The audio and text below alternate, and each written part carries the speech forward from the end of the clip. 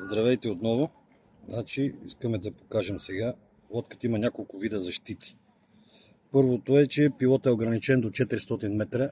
След 400 метра лодката спира и ако не си я върнете вие, до секунди тя се връща автоматично сама. Другата защита е, сега ще ви я демонстрираме. Вкарваме лодката навътре, примерно, и се случва примерно дистанционното да ви изгуби обхват или да ви свършат батериите на дистанционното в ръцете, макар че тя за всякакъв вид заряд сигнализира преди това. Но, примерно, ето там ще спрем лодката и гасим дистанционното.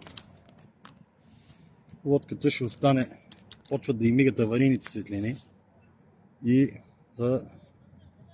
става на едно място. По някое време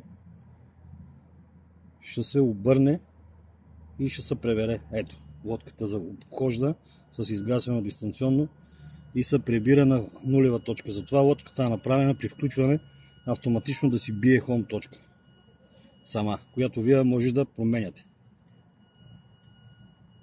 Лодката се прибира с мигащи светлини, което означава, че има проблем.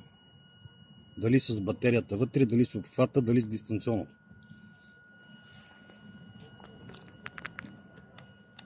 При включване на дистанционното